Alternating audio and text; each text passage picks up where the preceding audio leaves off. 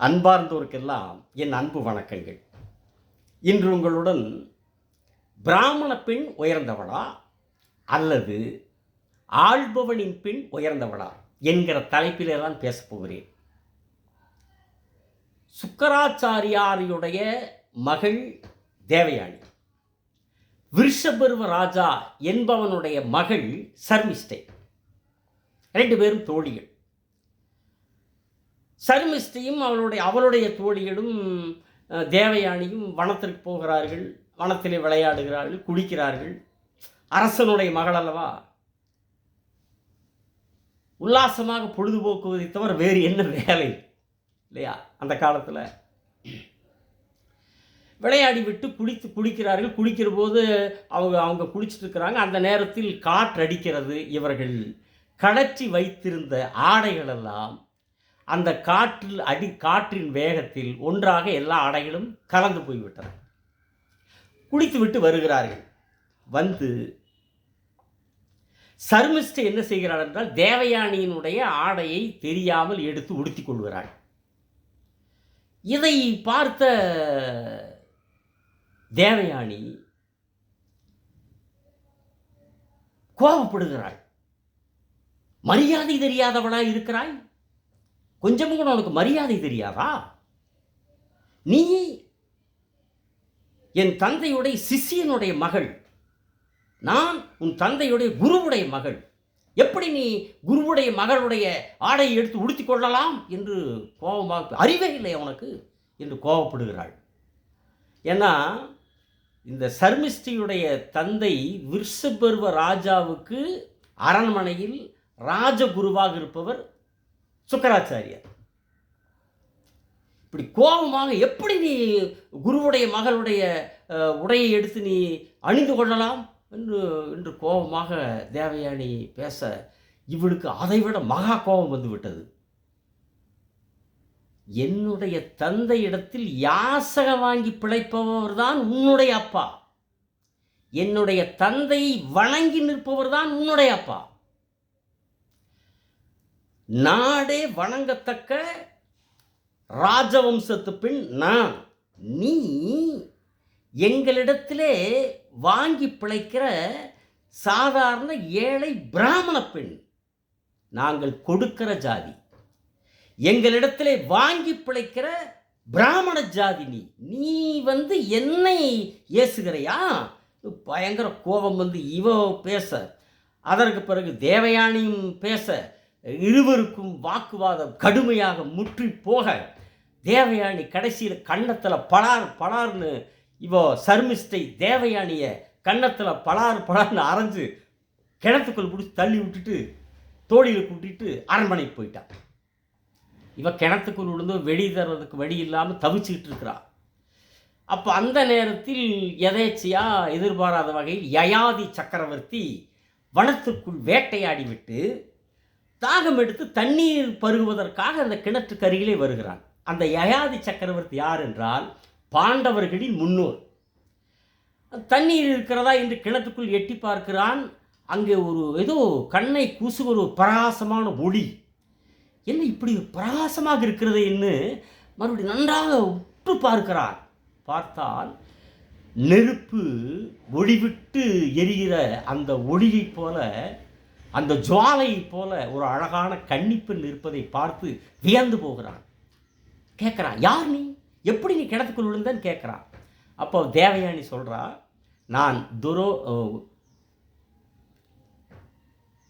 சுக்கராச்சாரியாருடைய மகள். இந்த துரோணாச்சாரி பேரே எனக்கு ஞாபகத்தில் வருது. நான் சுக்கராச்சாரியாருடைய மகள், என்னை காப்பாற்றுங்கள்னு தேவயானி கேட்குறா. இவன் கிணத்துக்குள்ளே போய் தேவயானை காப்பாற்றி மேலே கொண்டு வருகிறான். வந்தவுடன் அவளுக்கு வந்து இனி திரும்பி அந்த சர்மிஷ்டை இருக்கிற ஊருக்கோ அவனுடைய தந்தை ஆளுகிற அந்த நாட்டுக்கு நகரத்துக்கு போகக்கூடாதுன்னு தீர்மானிச்சிட்றான். இனி அங்கே போகிறதில்லைன்னு முடிவு பண்ணிடுறான். இவனை பார்க்குறா, சொல்கிறா, யயாதி கிட்ட சொல்கிறா, உன்னை பார்த்தால் கீர்த்தி உள்ளவரை போல தெரிகிறீர்கள், பிராமண பெண்ணான என்னை தொட்டு தூக்கி வந்திருக்கிறீர்கள், நீங்கள் எனக்கு கணவனாக வேண்டும், எனக்கு நீங்கள் புருஷனாக வேண்டும் என்று சொல்லுகிறாள்.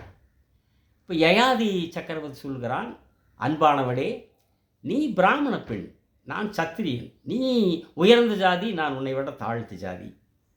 அதுவும் உன்னுடைய தந்தை உலகமே வணங்கத்தக்க அளவுக்கு இருக்கிற ஒரு மாபெரும் சுக்கராச்சாரியாருடைய மகள் நீ. நீ எப்படி எனக்கு மனைவியாக முடியும்? நான் எப்படி உனக்கு கணவனாக முடியும்? வீட்டுக்கு போ பெண்ணே என்று சொல்லிவிட்டு அவனுடைய நாட்டுக்கு சென்று விடுகிறான். இவன் வீட்டுக்கு போகாமல் அங்கேயே ஒரு மரத்துக்கடியில் உட்கார்ந்துக்கிறான். அவன் சுக்கராச்சாரி, என்னடா ராஜாவுடைய மகளோட தோழிகளோட உல்லாசமாக விளையாண்டுட்டு வனத்துக்கு போய் அப்படியே நீராடிட்டு வரன்னு போனவளை காணமேன்ட்டு அவளுடைய தோழி ஒருத்தி அனுப்பி பார்த்துட்டு வர சொல்கிறார்.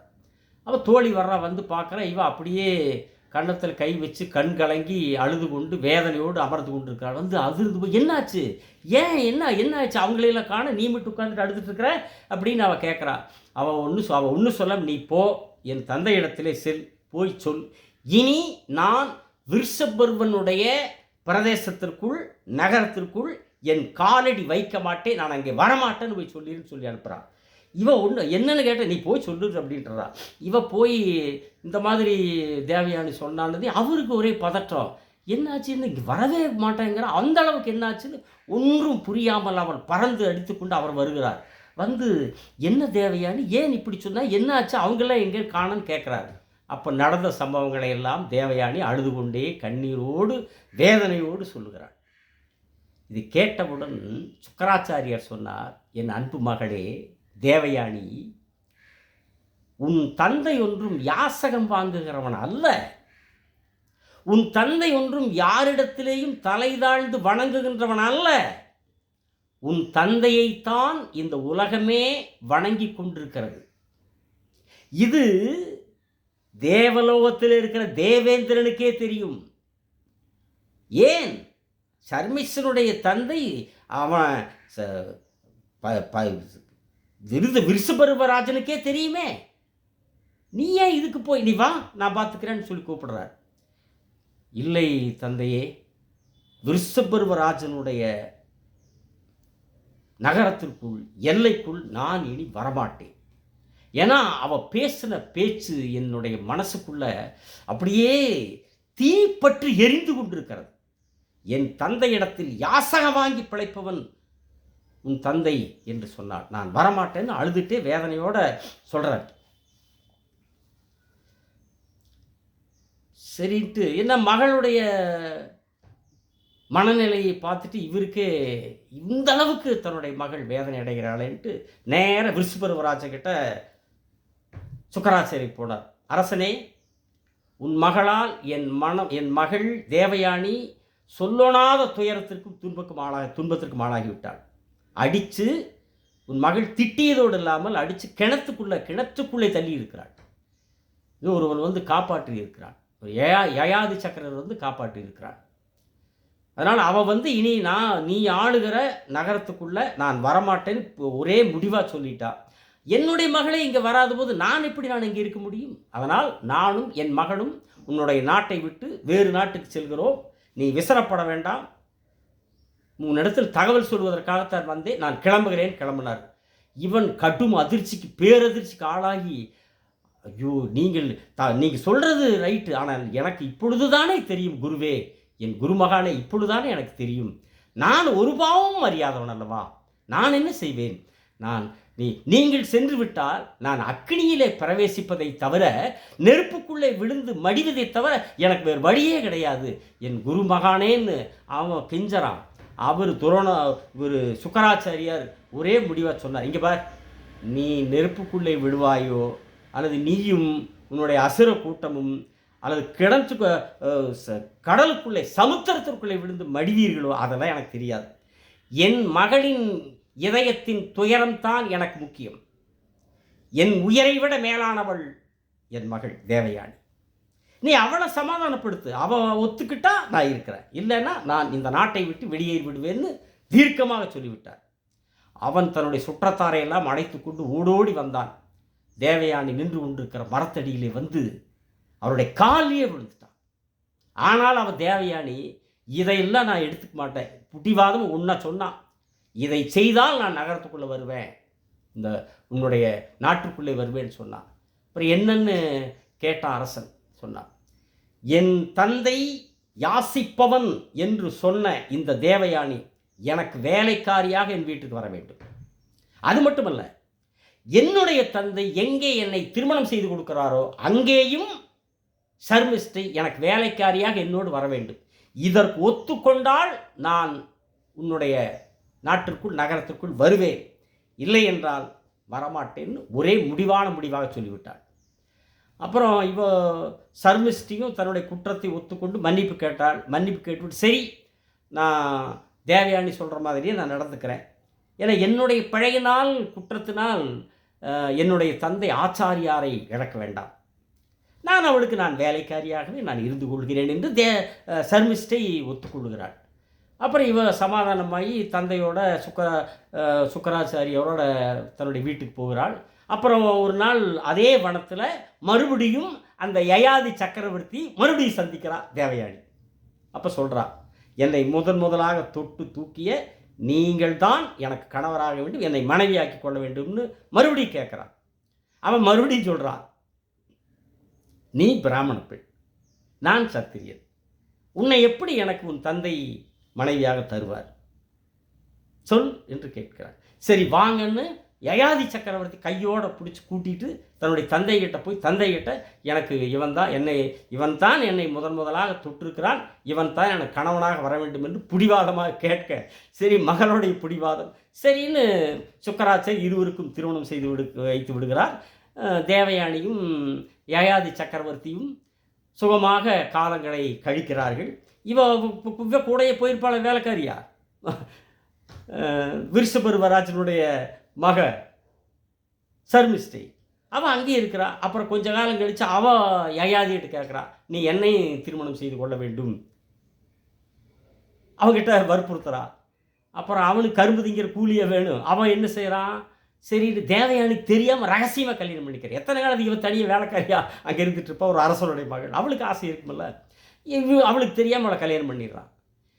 இது தெரியாமல் போகும்போது தேவையை தெரிஞ்ச உடனே இவளுக்கு ஆத்திரம் கோபம், மறுபடியும் நேராக தந்தை இடத்துல சுக்கராச்சாரத்தில் போய் இப்படி ஆயிடுச்சு, இதுக்கு நீங்கள் ஏதோ ஒன்று பண்ணணும்னு சொல்லி கேட்க, அவருக்கு அதை விட கடும் இவளை விட கோபம் வர நேராக வந்தார். யயாதி சக்கரவர்த்தி பார்த்து சாபம் கொடுத்து, என்ன தெரியுங்க சாபம், நீ உடனடியாக மூப்படைந்து போவாயின்னு சாபம் கொடுத்துட்டார். மூப்புன்னா கிழவனாயிரம், தன்னுடைய நடுத்தர அந்த யவ்வன பருவத்தை இழந்து படுக்கிழவனாகி போய்விட்டான் யயாதி சக்கரவர்த்தி. இப்படி ஆகிவிட்டது என்று துடிக்கிறான், கண்ணீர் விட்டு கதறுகிறான். தெரியாமல் செய்துவிட்ட பிழையை குற்றத்தை மன்னிக்கும், நான் செஞ்சிட்டேன், தப்பு செஞ்சிட்டேன், மன்னிச்சுங்க, இவ்வளோ பெரிய தண்டனை எனக்கு வேண்டான்னு அவன் சுக்கராச்சாரியுடைய காலிலே விழுந்து கண்ணீர் விட்டு கதறி கெஞ்சுகிறான். சுக்கராச்சாரியன்னு பார்த்தா, சரி நம்ம மகள் கிணற்றுக்குள் விழுந்தபோது உயிரை காப்பாற்றியவன் கிணத்துக்குள்ளே இருந்து இவன் தான் காப்பாற்றியிருக்கிறான். சரி இந்த சுக்கராச்சாரி கொஞ்சம் மனம் மாறி, ஏன்னா சர்மிஸ்டி கிணத்துக்குள்ளே விட்டு தள்ளினதுக்கப்புறம் இவன் தான் காப்பாற்றுறான். அப்புறம் சரின்னு மனசு மாறி, நான் கொடுத்த சாபத்தை என்னால் ஒன்றும் செய்ய முடியாது, சாபத்தை இல்லாமல் செய்ய முடியாது, அதற்கு ஒரு மாற்று வழி வேண்டுமானால், சாப விமோசனமானால் என்னால் தர முடியும்னு சொல்லிட்டு ஒரு விமோசனம் தர்றார். என்னன்னா, உன்னுடைய முதுமையை, இந்த கிழப்பருவத்தை ஒரு இளமையானவனுக்கு தந்துவிட்டு, அவனுடைய சம்மதத்தோடு தான் தர முடியும், அவன் ஒத்துக்கிட்டால் தான் நீ தர முடியும், அவனுடைய சம்மதத்தோடு உன் இளமையை தந்துவிட்டு, உன்னுடைய முதுமையை தந்துவிட்டு அவனுடைய இளமையை நீ வாங்கி கொள்ளலாம் என்று ஒரு சாப பரிவர்த்தனை, சாப விமோசனத்தை தருகிறார். அவன் அரண்மனைக்கு வர்றான். இப்படி ஆயிடுச்சே, மனவேதனை, இந்த வயசில் இப்படி ஆயிடுச்சேன்னு வேதனை. அவனுக்கு 5 மகன்கள், 5 பேரையும் கூப்பிட்றான். கூப்பிட்டு சொல்கிறான், உங்களுடைய பாட்டனார் சுக்கராச்சாரியாரால் எனக்கு இப்படி ஒரு நிலை ஏற்பட்டு விட்டது. நான் என்னுடைய வாழ்நாளில் பெரும்பாலும் நியமங்கள்லேயே என்னுடைய காலத்தை கழிச்சிட்டேன், நான் சரியாக போகங்களை அனுபவிக்கல. அதனால் உங்களில் யாராவது ஒருவன் உங்களுடைய இளமையை எனக்கு தர வேண்டும், என்னுடைய முதுமை நீங்கள் வாங்கி கொள்ளுங்கள். அப்படி யார் ஒருவன் என்னுடைய முதுமையை வாங்கி கொண்டு இளமையை தருகிறானோ அவன் இந்த நாட்டை ஆளலாம். நான் அந்த இளமையை வாங்கி கொண்டு நான் காம சுகங்களை அனுபவிக்க வேண்டும்னு சொல்கிறான். இதை கேட்டது இவங்களுக்கு எல்லாமே என்னடா இந்த கரும்பு பிடிச்சதா கதையாக இருக்குது, பெத்த பசங்கிட்ட போய் அப்பம் இப்படிமா கேட்பான் அப்படின்னு நீங்கள் நினைப்பீங்க. நானும் அப்படித்தான் படிக்கும்போது நினச்சேன். ஆனால் இதை எழுதிய வியாச முனிவர் கடைசியில் ஒரு மாபெரும் தத்துவத்தை சொல்லியிருக்கிறார். தொடர்ந்து கேளுங்கள். முதல்ல மூத்தம்மாங்கிட்ட கேட்குறார், நீ உன்னுடைய இளமை கொடு, என்னுடைய முதுமை வாங்கிக்க, நீ நாட்டை ஆண்டுக்கங்கிறார். அவன் ஐயோ என்னால் முடியாது, நீங்கள் கொடுக்குற அந்த கிழட்டு தோற்றத்தை வாங்கிட்டேன்னா அதை வாங்கி நான் அரசாண்டு நான் என்ன சுகம் காண போகிறேன்?